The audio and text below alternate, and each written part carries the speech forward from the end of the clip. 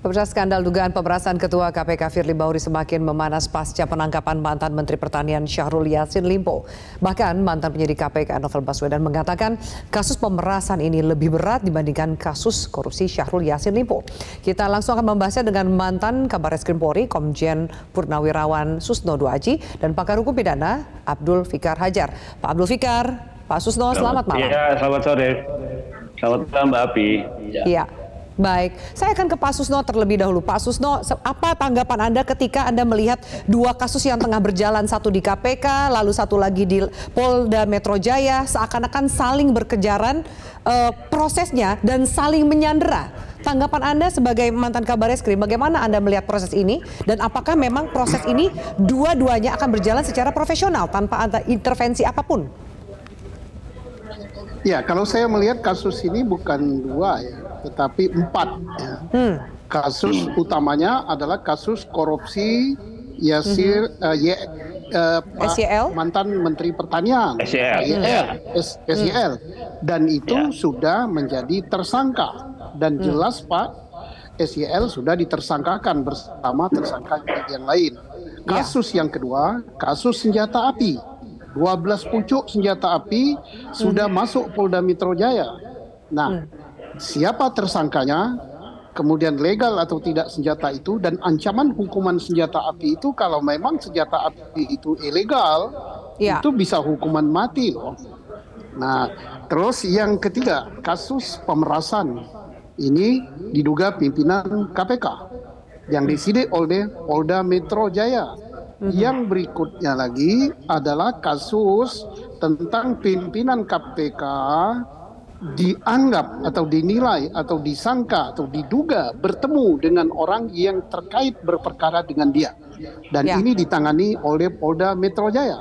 Polda Metro Jaya menangani 3 perkara, KPK menangani 1 perkara. Makanya dari awal saya minta ini ditarik oleh Markas Besar Kepolisian Negara Republik Indonesia agar kasus ini lebih profesional penanganannya, lebih independen, lebih ahli yang menanganinya, kemudian tidak membenturkan antara KPK dengan Polda Metro. Kalau sekarang ada digiring seolah-olah ini nanti akan terjadi benturan kepentingan dan benturan lembaga antara KPK dengan Polda Metro yang nantinya bisa menjadi lebih besar lagi antara Polri dengan KPK. Ini jangan sampai terjadi. Cukup di era saya saja dan saya sudah direkayasa demikian rupa. Saya tidak menangani perkara apa-apa dulu. Sudah saya jelaskan. Oke, tidak usah ke situ dulu. Nah, yang ini kita harus menanganinya secara profesional. Apakah kemudian tuntutan masyarakat agar Presiden meminta untuk menonaktifkan Firly Bahuri salah satu cara yang dilakukan agar proses yang tengah berjalan ini bisa dilakukan secara profesional, Pak Susno? Pak Susno? Hukum tidak boleh melanggar hukum. Ya. Mohon maaf, tadi sepertinya sambungan telekomunikasinya sempat terputus. Apakah kemudian dorongan untuk meminta Presiden bertindak menonaktifkan Firly Bahuri menjadi salah satu langkah agar dua kasus ini bisa berjalan secara profesional? Bisa, tetapi kan hukumnya mengatakan harus sudah jadi tersangka. Sampai sekarang ditingkatkan menjadi penyidikan, belum jadi tersangka. Dan belum tahu kasus yang mana. Apakah kasus pemerasannya, apakah kasus 36 pasal 36 ini. Baik, mohon maaf Pak Susno, sepertinya agak putus-putus statement Anda. Sambil kita perbaiki dulu sambungan telekomunikasinya, saya akan tanya ke Pak Abdul Fikar. Pak Abdul Fikar, kita tahu bahwa kemarin Ajudan Firly sudah dimintai keterangan oleh pihak Polda Metro Jaya. Bahkan haruskah Ajudan Firly ini ditarik ke Mabes Polri seperti yang tadi disampaikan oleh Pak Susno? Karena mengingat beliau adalah ajudan orang yang berkaitan dengan proses hukum di Polda Metro Jaya untuk memutus relasi kuasa atau intervensi yang lain. Tanggapan Anda? Ya, saya kira yang dilakukan oleh kepolisian itu tindakan yang tepat karena bagaimanapun juga ada pola relasi yang tidak seimbang, umpamanya antara seorang pejabat dengan ajudannya. Nah, itu pasti relasinya kan tidak seimbang karena ajudan itu memang tugas pokoknya adalah mengawal pejabatnya kan begitu. Nah, saya kira tindakan Mabes ini sudah tepat ya, menarik dua pengawal Firly ini, ajudan Firly ini yang juga berstatus sebagai kepolisian ke Mabes Polri atau ke kepolisian, dikembalikan ke kepolisian sementara proses ini berjalan. Itu satu. Yang kedua, kan proses pidananya memang sedang berjalan di Polda Metro Jaya. Saya kira kita beri kesempatan yang luas bagi Polda Metro Jaya untuk memeriksa dan mengembangkan kasusnya, ya, supaya juga tidak ada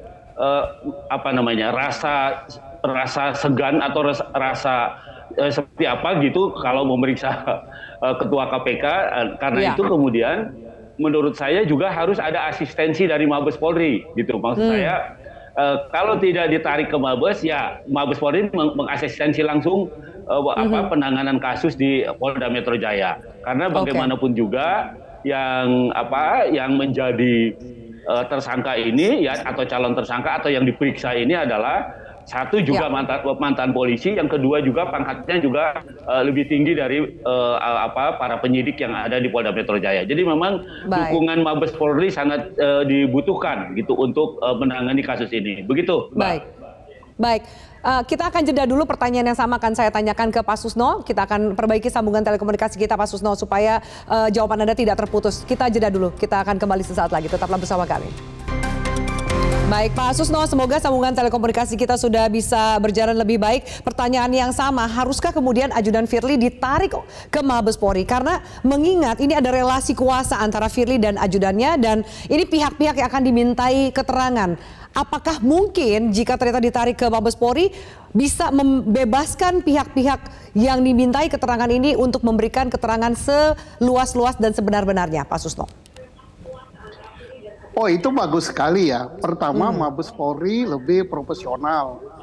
Kedua, hambatan psikologis tidak ada. Bukankah Kapolda Metro Jaya adalah anak buahnya Pak Firly waktu di KPK? Nah, kemudian, dia lebih profesional bagaimana? Menyidik kasus yang dituduhkan kepada Pak Firly itu sangat sulit. Gitu. Sulitnya gimana? Menyidik kasus pemerasan tidak cukup dengan pengakuan Pak Yassin Limpo dan tidak cukup dengan pengakuan daripada Kombes yang Kapolres Semarang itu nggak cukup. Ya kan, dua orang ini kan saya tidak tahu.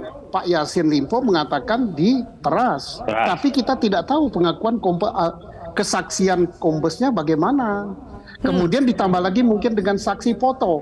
Foto itu tidak ada menunjukkan bahwa telah terjadi penyuapan, apalagi di tempat area publik. Apalagi di situ minimal ada 4 orang, ada 4 orang. 3 yang kelihatan, 1 tukang foto, kan 4. Belum orang yang ramai di lapangan. Ya jadi sulit untuk membuktikan itu ada terjadi atau bukti tidak. Apa yang diperlukan Yang kedua, untuk menguatkan laporan Pak Susno bahwa pemerasan itu benar terjadi? Bukti apa yang diperlukan bagi pelapor?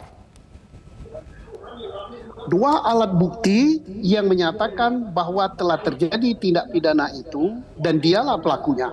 Dan ini sangat sulit.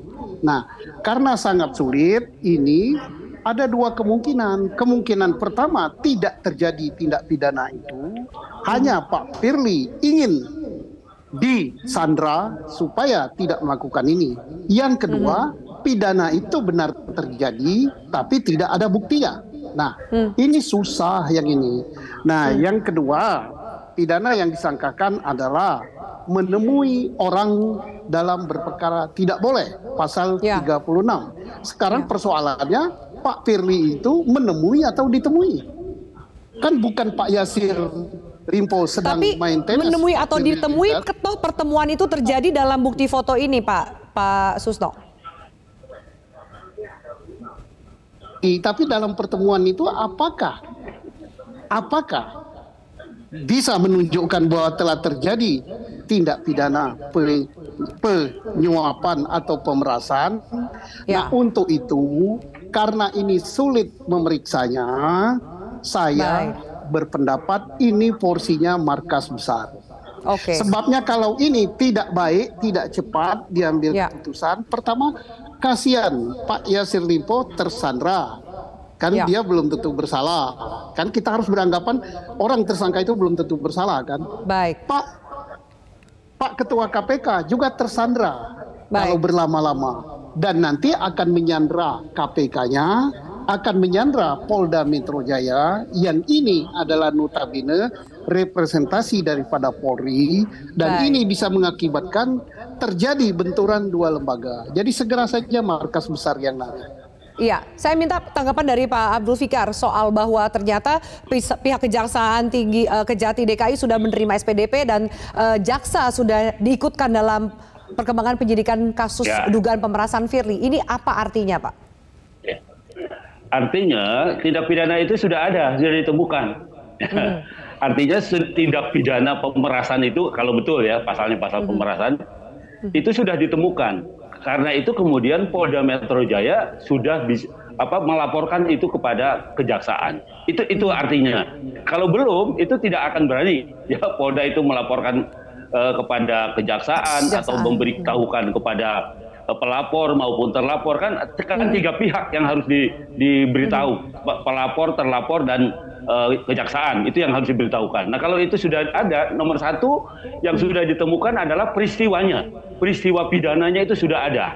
Nah, artinya sudah ada minimal 2 alat bukti yang membuktikan bahwa peristiwa pidana itu memang sudah ada. Gitu. Nah, itu catatan yang paling menarik adalah itu. Nah, tinggal kemudian Polda Metro Jaya ini menambahkan bukti-bukti lain gitu. Karena secara secara hukum peristiwanya itu sudah ada. Tinggal menambahkan alat bukti lain dan kemudian meminta supervisi dari kejaksaan. Saya kira begitu, Mbak. Apakah ada yang kurang untuk ditambahkan atau saksi yang harus ditambahkan dan sebagainya dan sebagainya.